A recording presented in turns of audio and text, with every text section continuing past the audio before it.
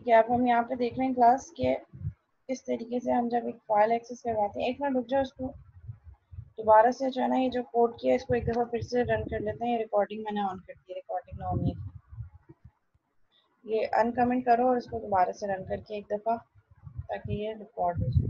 तब तक मैं कोड एक्सप्लेन कर देती हूँ। कोड यहाँ पे क्या हो रहा है, क्लास स्ट्रिंग पाथ डिक्लेयर किया। पाथ डिक्लेयर करने के बाद फाइल स्ट्रीम की क्लास का ऑब्जेक्ट बनाया।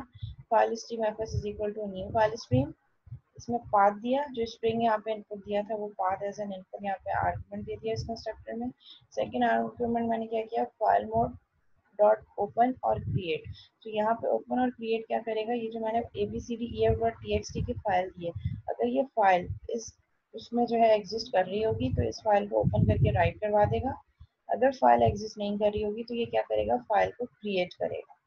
सो ओपन और क्रिएट, अगर फाइल एग्जिस्ट करेगी तो ओपन करके राइट करवा देगा, और अगर ये फाइल एक्सेस नहीं करेगी तो इस फाइल को ये क्रिएट कर देगा। और फाइल का एक्सेस मैंने क्या दे दिया, राइट, कि मुझे इस फाइल पे राइट करवाना है। देन मैंने क्या किया, स्ट्रीम राइटर का क्लास यूज की, क्योंकि मुझे फाइल पे राइट करवाना है। Stream writer S W is equal to new stream writer, और इस स्ट्रीम राइटर के कंस्ट्रक्टर में मैंने ये जो एफ एस है ये पूरा का पूरा फाइल स्ट्रीम का object as an argument pass कर दिया। तो अब ये स्ट्रीम राइटर क्या करेगा, ये पूरे का पूरा इनपुट इसके पास चला जाएगा, फाइल का पाथ मोड चला गया और एक्सेस चला गया। अब फिर मैंने यूजर से एक इनपुट लिया console.readline और उसको प्रिंट स्ट्रिंग में प्रिंट करवा दिया, स्टोर करवा दिया। एंड देन एस डब्ल्यू जो कि ऑब्जेक्ट है मेरे पास स्ट्रीम राइटर क्लास का, इस ऑब्जेक्ट को यूज करते हुए S W dot write line, और इसमें मैंने जो यूजर ने इनपुट दिया उसको प्रिंट कर दिया। तो अभी कहाँ जाके राइट करेगा, एस डब्ल्यू इस फाइल को स्ट्रीम बनाएगा, और इस स्ट्रीम में जो भी यूजर ने इनपुट दिया होगा प्रिंट में, वो प्रिंट जाके उस फाइल में राइट करवा देगा। And then S W dot flush, यानी कि जो स्ट्रीम राइटर का ऑब्जेक्ट है वो जो डॉट फ्लश करूँगी तो बफर में जो भी डाटा होगा उस डाटा को वो क्या करेगा, उस फाइल में जाके उस स्ट्रीम में जाके स्टोर कर देगा। Similarly S W dot close means अब उस स्ट्रीम को जाके क्लोज कर देगा। रन करो इसको।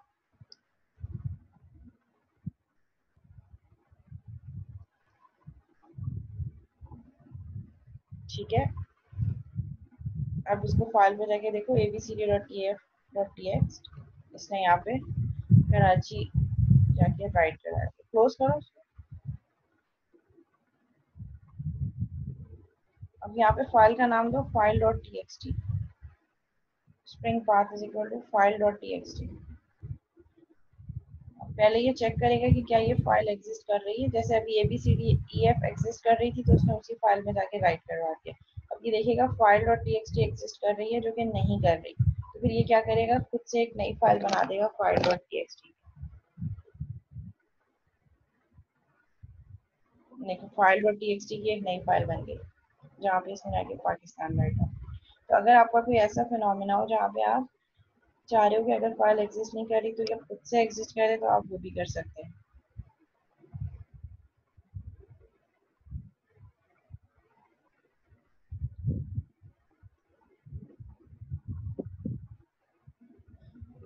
तो यहाँ पे गए फाइल मोड डॉट क्रिएट।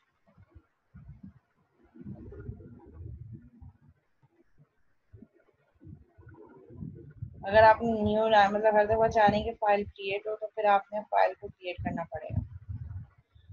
ठीक है, अब हम ये करते हैं कि एरे एरे का डाटा स्टोर हुआ हुआ, जैसे लेट से आपके प्रोजेक्ट्स में बहुत सारा डाटा एरे में स्टोर होगा, तो उसको हम कैसे स्टोर करवा सकते हैं। तो यहाँ पे काम ये करें था ना, ये फाइल स्ट्रीम वाला ऑब्जेक्ट अगर आप हटा दें, कमेंट कर दें, और ये जो पाथ दिया है आपने, ये स्ट्रिंग का पाथ आप यहाँ दे दें। ठीक है, तो ये तब भी वर्क करेगा। तो जरूरी नहीं है कि हर दफा फाइल को एक्सेस करने के लिए आप फाइल स्ट्रीम की क्लास का ऑब्जेक्ट कॉल करें। रन करें।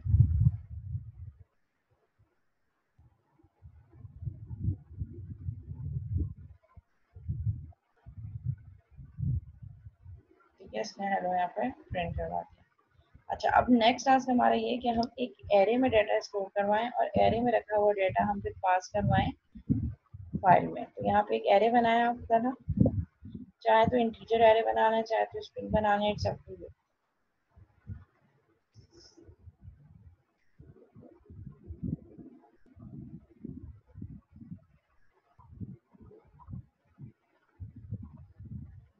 5 एलिमेंट्स दे दें।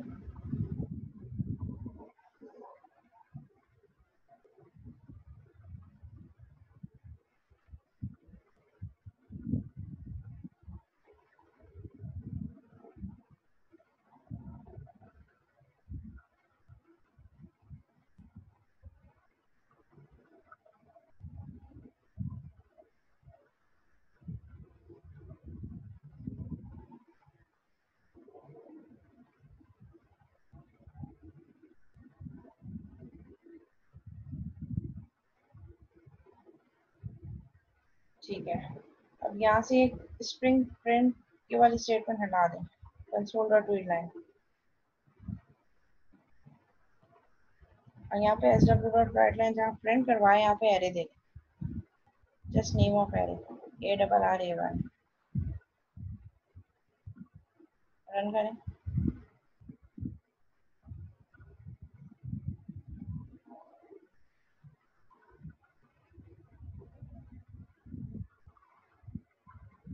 ये ऐसे क्यों कर रहा है?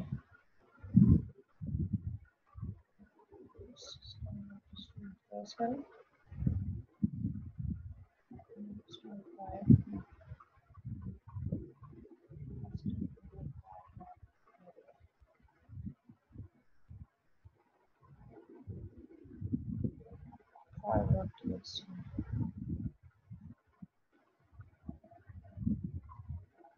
तो बिल्कुल सही है।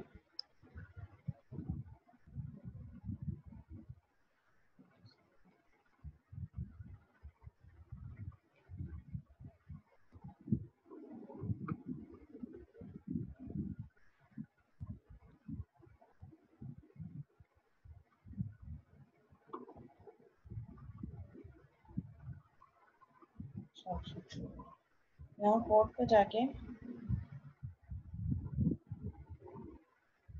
यहाँ पे जो S W dot write line किया ना, यहाँ पे ये हटाओ, ये ऑब्जेक्ट और ये स्क्रीन राइटर का ऑब्जेक्ट भी हटा दो, ये भी हटा दो, कमेंट कर दो। यहाँ पे ये भी हटा दो, क्लोज और फ्लश सब हटा दो, कमेंट कर दो या तो रिमूव कर दो। ठीक है, यहाँ पे ये स्टेटमेंट भी हटाओ, इसकी जगह यहाँ इनपुट दो, file, next statement, file dot right all lines,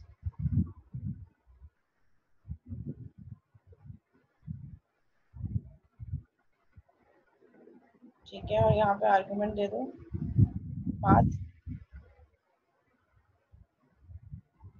comma array.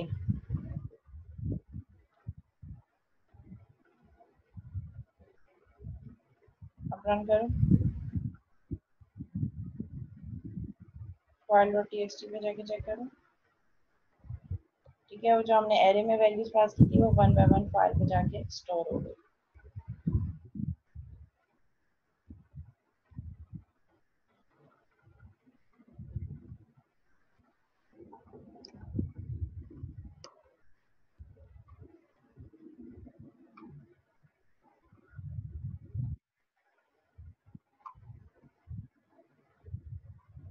इसी तरह एक काम ये करो कि यहाँ पे स्ट्रिंग एरे एक और बनाओ। अभी हमने फाइल पे रीड करवाया, अब हम फाइल से रीड करेंगे। String array two is equal to file, नहीं नहीं, इसको ऐसे करो, इसको string array two is equal to new, new नहीं जाओ, फाइल डॉट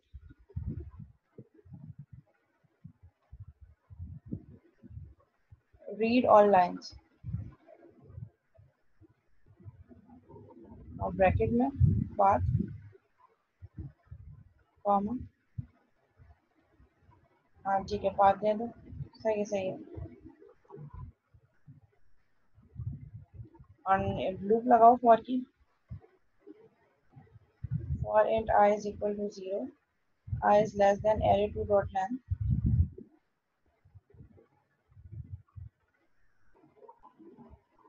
ठीक है, और यहाँ पे लिख दो console dot write line array2 of I,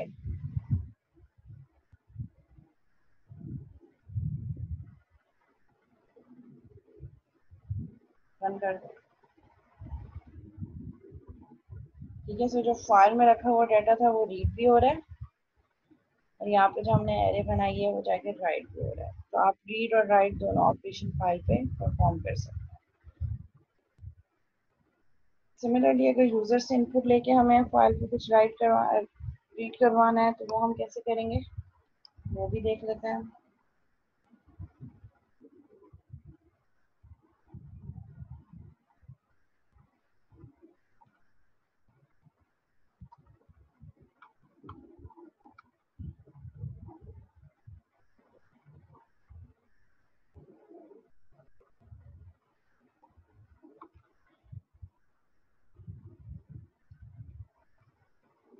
ठीक है, उसके लिए कोड राइट डाउन करें पहला। Stream reader S R is equal to new stream reader, उसमें वही पाथ इनपुट दे दें और स्ट्रीम राइटर की जगह स्ट्रीम रीडर की क्लास यूज करें।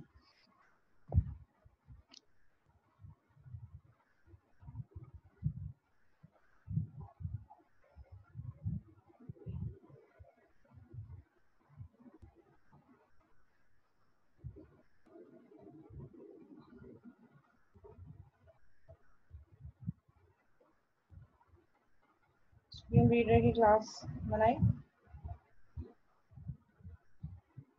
ठीक है, न्यू स्ट्रीम रीडर, इसमें ये पाथ दे दें। ठीक है,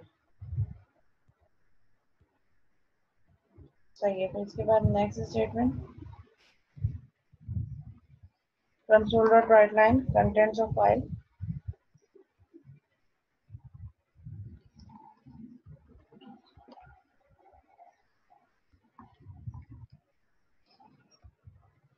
ठीक है, नेक्स्ट स्टेटमेंट,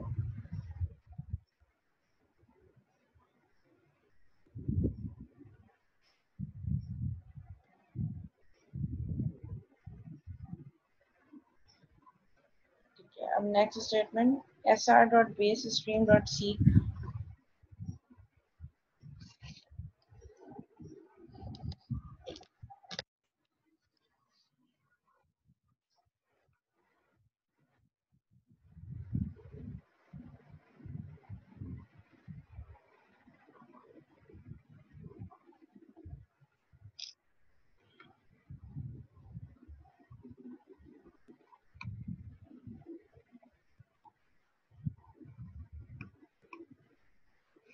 क्या होता है, ऑफलाइन हो गए।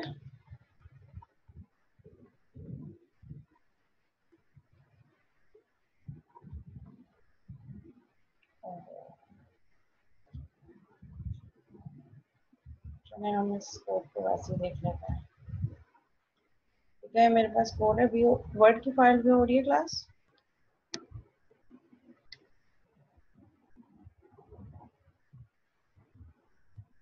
ठीक है, जिस तरह हम फाइल पे राइट करवा सकते हैं उसी तरह हम फाइल से रीड भी कर सकते हैं। रीड करने के लिए मेरे पास क्या कोड होगा, स्ट्रीम रीडर का ऑब्जेक्ट। स्ट्रीम रीडर के ऑब्जेक्ट में वो जो फाइल का पाथ है, जिस फाइल से मुझे रीड करना है, वो complete path. And then console dot write line पे मैंने क्या प्रिंट करवाया, कंटेंट्स ऑफ फाइल।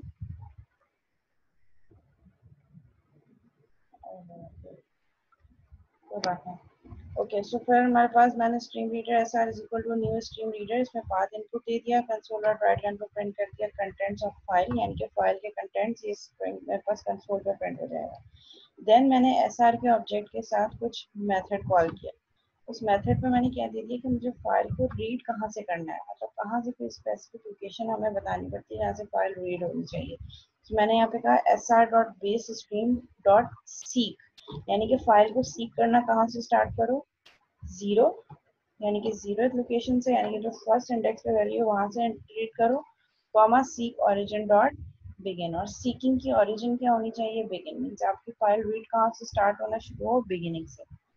और स्ट्रिंग एक ली मैंने, string S T R is equal to S R dot read line, यानी कि एस आर जो मैंने स्ट्रिंग रीडर का ऑब्जेक्ट बनाया उससे फाइल को रीड करना स्टार्ट करो।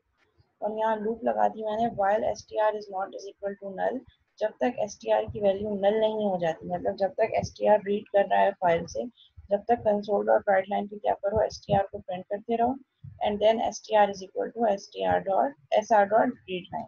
लेट से बहुत सारी लाइंस है फाइल में, तो वन बाय वन लाइंस को रीड करो और वन बाय वन प्रिंट करवाते रहो। एंड फिर एस आर को क्लोज कर दो, यानी कि जो स्क्रीन रीडर का ऑब्जेक्ट है वो मेरे पास क्लोज हो जाए। तो इस तरीके से हम फाइल पे रीड भी करवा सकते हैं। रीड भी हो गया, राइट भी हो गया। अगर मुझे सर्चिंग करवानी है, लेट से मैंने सर्चिंग के लिए एक डेटा का मेथड बनाया, उसके अंदर मैंने स्ट्रिंग पाथ दे दिया फाइल का। और फिर उसके बाद मैंने क्या किया, if file dot exist path. अच्छा, फाइल डॉट एग्जिस्ट का मेथड क्या करते हैं, आगे आप फाइल का पाथ दे दें, चाहे तो डायरेक्ट डबल कोट के अंदर, या आप ये डायरेक्ट क्या कर सकते हैं, आप ये सारा का सारा पाथ यहाँ पे इनपुट देना चाहे तो दे सकते हैं, चाहे तो स्ट्रिंग में स्टोर करवा के इनपुट दे दें, और अगर आप चाहें तो डायरेक्ट यहाँ पे भी आप इस तरीके से भी वैल्यूज दे सकते हैं। अगर फाइल को चेक करो, इफ फाइल डॉट एग्जिस्ट, अगर फाइल एग्जिस्ट कर रही है, कौन सी फाइल, जो मैंने पाथ की है, so console dot write line पे क्या प्रिंट हो जाए, file exist, and then fs file stream fs is equal to new file stream. यहाँ से आप चाहें तो ये fs का ऑब्जेक्ट हटाना चाहें तो हटा दें, डायरेक्ट स्ट्रीम रीडर पे भी काम कर सकते हैं आप। Stream reader sr is equal to new stream reader fs, और फिर यहाँ पे दो मैंने इनपुट लिए, string record and string input. Console dot write line पे क्या प्रिंट करवाया, enter text which you want to search from file. User से मैं कह रही हूँ कि कुछ भी आप टेक्स्ट इनपुट दें जिसको आपने फाइल पे सर्च करवाना है, और उसको मैंने कहा इनपुट ले लिया, input is equal to console dot read line, and then मैंने कहा record is equal to sr dot read line. Record को मैं क्या कह रही हूँ, जिस तरह हमने रीडिंग करी थी उसी तरह रिकॉर्ड में sr डॉट रीड लाइन, यानी कि जो स्ट्रीम रीडर का ऑब्जेक्ट है, अब वन बाय वन फाइल को रीड करना स्टार्ट कर दो रिकॉर्ड में। और लूप में मैंने क्या चलाया, while record is not is equal to null, जब तक रिकॉर्ड नल नहीं हो जाता, मतलब जब तक आपकी फाइल रीड हो रही है, जब तक चेक करो if record dot contains input की, जो रिकॉर्ड की वैल्यू यानी कि जो आपके पास फाइल से उठकर आ रही है स्ट्रिंग, अगर उसमें वो कंटेन कर रही है इनपुट को, यानी कि जो यूजर ने इनपुट दिया है वो उस फाइल में कंटेन कर रहा है, तो कंसोल डॉट राइट पे क्या हो जाए, वर्ल्ड एक्सेस यानी कि सर्च सक्सेसफुल, एल्स, और फिर क्या करें, record is equal to S R dot read line, S R को फिर दोबारा रीड करते रहो जब तक आपके पास नल नहीं हो जाता, मतलब जब तक फाइल एंड नहीं हो जाती, और फिर एस आर को क्लोज कर दो, एल्स क्या हो जाए, फाइल नॉट फाउंड, और अगर फाइल एग्जिस्ट नहीं कर रही, ये इसका एल्स है लास्ट में, फिर फाइल डॉट एग्जिस्ट, तो ये सारा काम हो जाए, और अगर फाइल एग्जिस्ट नहीं कर रही तो क्या हो जाए, फाइल फाइल नॉट फाउंड। ये सारा कोड यहाँ पे है, मैंने आपको शायद सेंड कर दिया, फाइल नहीं की है, file send any how LMS पे अपलोडेड है ये। आज का रिकॉर्डेड लेक्चर भी मैं यूट्यूब पर डाल दूंगी, और उसके साथ जो है ये फाइल एग्जाम्पल जो है ये भी LMS पे अपलोड है। ठीक है, तो इस तरीके से हम फाइल पे रीड और राइट ऑपरेशन परफॉर्म करवा सकते हैं। अभी हमने स्ट्रिंग पे देखा, अब आपने करना ये है, प्रैक्टिस ही करनी है। प्रैक्टिस के लिए कि आप इंटीजर इनपुट भी लें, फाइल में कुछ इनपुट लें, इंटीजर उस इंटीजर इनपुट को कंसोल पर प्रिंट करवा दें, सिमिलरली उनका सम जनरेट कर दें, इवन नंबर्स की सीरीज जनरेट कर दें, मतलब जितने भी कोड जो काम हम कर चुके हैं वही काम आप फाइल पे कुछ डाटा पे रखा है, और डाटा को पहले अपने पास राइट करवाएं, पहले राइट करवाएं फाइल पे, फिर उसके बाद उसको रीड करवाएं, और रीड करने के बाद मल्टीपल ऑपरेशंस परफॉर्म करवाएं, let's say some of numbers. इसी तरह जो स्ट्रिंग है उस स्ट्रिंग पे डिफरेंट स्ट्रिंग के मेथड्स आप यूज कर सकते हैं, तो ये सारे काम आप परफॉर्म कर सकते हैं।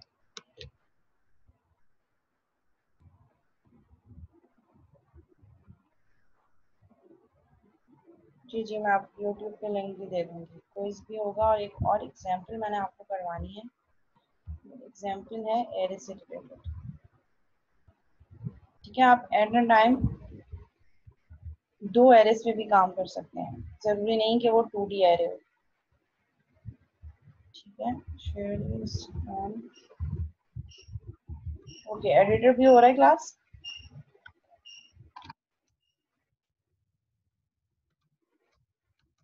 ठीक है, तो जिन लोगों ने, मैंने कुछ लोगों को सजेशंस भी दी थी जो प्रोजेक्ट पे काम कर रहे थे, कि मैं हमारे पास प्रोजेक्ट में अब एरे तो एक ही डाटा टाइप पे काम करती है, या तो इंटीजर या तो फिर स्ट्रिंग या फ्लोट।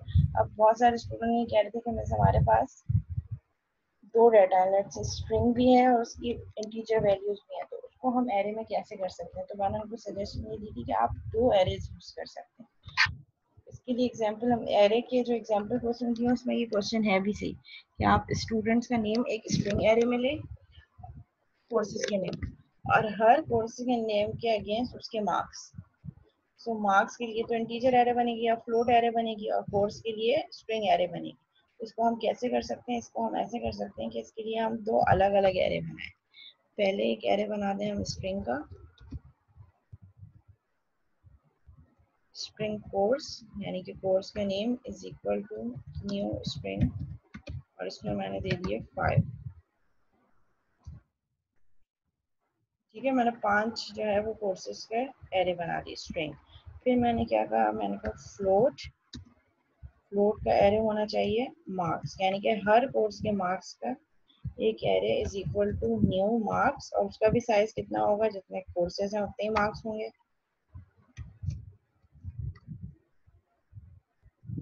ठीक है, फिर हम इसको बोल लेते हैं for int I is equal to 0 semicolon I is less than course dot length semicolon I plus plus.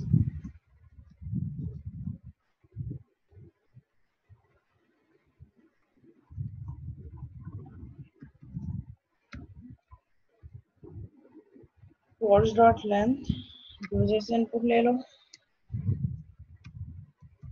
console dot write line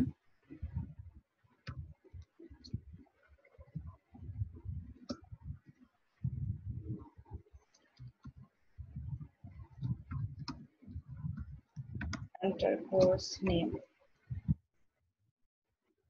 और हम इसको दे देते हैं course of I, यानी कि 1 by 1 ये हर इंडेक्स पे वैल्यू लेगा, क्योंकि फ्लोट है तो convert dot to single console dot read line semicolon।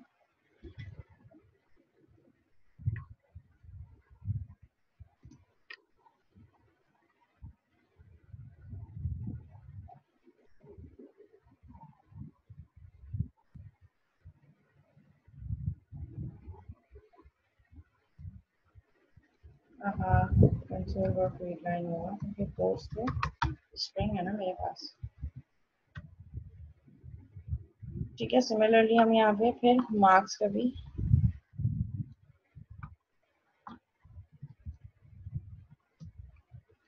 फॉरेंट I is equal to 0, I is less than marks dot length, marks dot length I plus plus, enter marks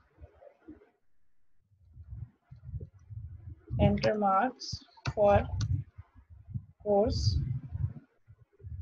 course हम क्या दे देते हैं 0 कामा, क्या आ जाएगा मेरे पास, कोर्स के एरे जो बनी थी कोर्स ऑफ I, अब ये क्या उठाएगा कोर्स ऑफ 0, और कोर्स ऑफ 0 पे क्या रखा होगा मेरे पास, जो मैंने फर्स्ट कोर्स दिया होगा, तो यहाँ पे फर्स्ट नेम दिया हुआ लेट्स से इंग्लिश। अब फिर यहाँ पे हम मार्क्स ऑफ आई कर देते हैं, marks of I is equal to, अब यहाँ पे convert dot to single and console dot read line.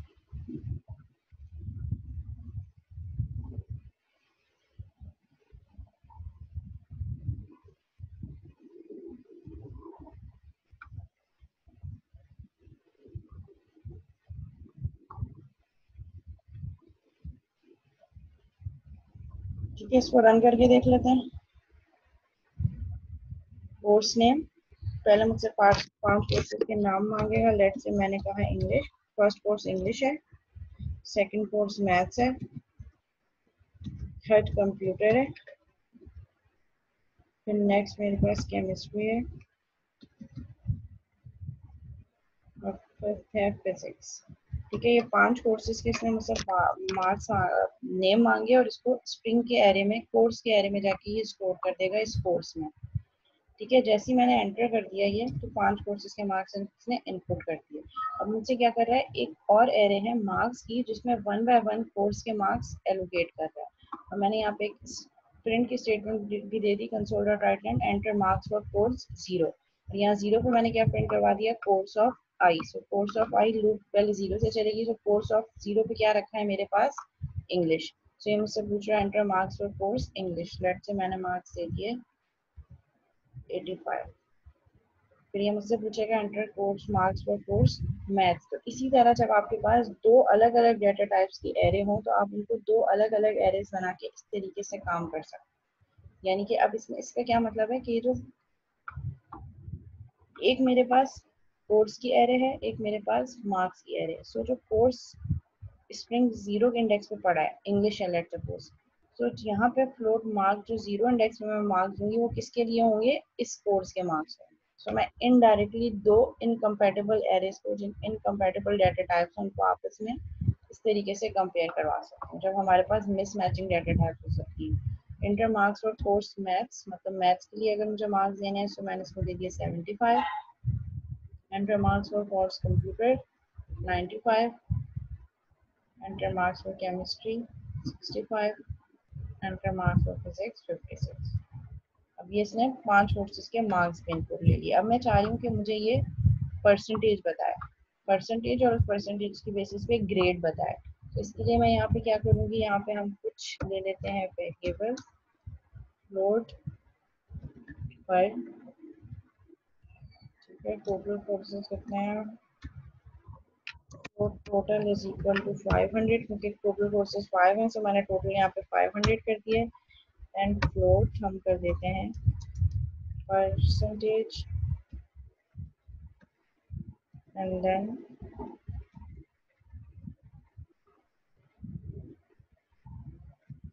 String grade, ठीक है। जहाँ पे मैं कोर्सेज के मार्क्स इनपुट ले रही हूँ, सम को मैंने जीरो किया है वहाँ पे, float sum is equal to zero, ठीक है। अब मैं कह रही हूँ कि जहाँ पे मैं स्टूडेंट्स के मार्क्स इनपुट ले रही हूँ वहीं पे मैं इसको सम करती जाऊँ। Sum is equal to sum plus marks of I, यानी कि मार्क्स स्टूडेंट्स के सम में ऐड होते रहें और लूप के बाहर जाके क्या हो, परसेंटेज कैलकुलेट हो जाए। Percentage is equal to sum multiply by 100 divided by total जो 500, परसेंटेज कैलकुलेट हो जाएगी। कंसोल डॉट राइट पे हम परसेंटेज प्रिंट करवा दें। कितना टाइम रह गया मीटिंग एंड होने में, 3 मिनट्स। क्लास आप लोगों की नेक्स्ट क्लास कब है,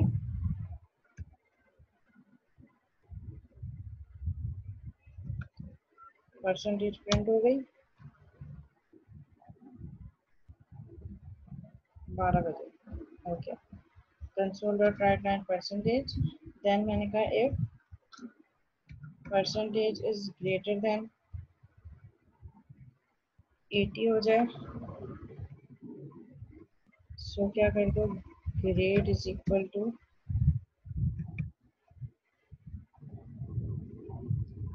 ए प्लस कर दो। इसी तरह हम इसको कॉपी कर देते हैं।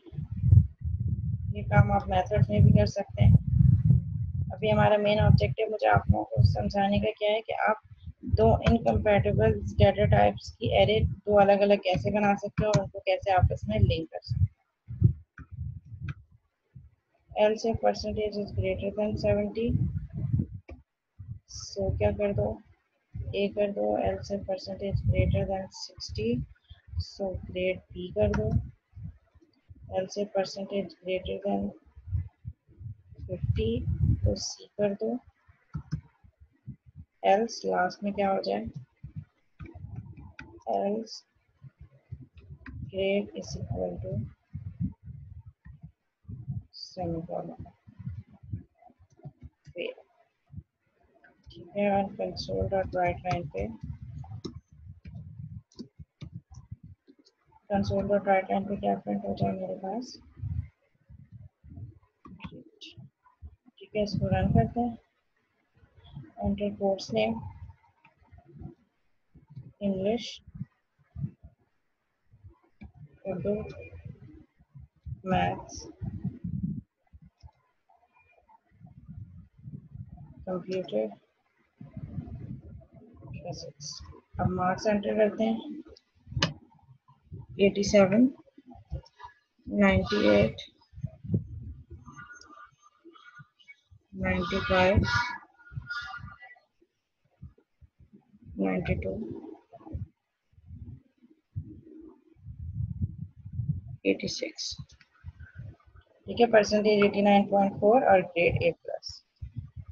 तो इसने मुझे इस स्टूडेंट किया। अब मैं इस पे ये चाह रही हूँ कि ये मैं मल्टीपल स्टूडेंट्स के लिए ये काम करूँ। ठीक है, अब मैं ये चाह रही हूँ कि मैं मल्टीपल स्टूडेंट्स के लिए यही काम करूँ। मतलब अगर लेट्स से मेरे पास 5 स्टूडेंट्स हैं तो 5 स्टूडेंट्स के कोर्स के नाम वो ले और उसके बाद फिर क्या करे, वन बाय वन सबके मार्क्स इनपुट ले और सबकी परसेंटेज मुझे निकाल के दे दे। तो इसके लिए हम क्या करेंगे, कोर्सेज तो सेम ही रहेंगे,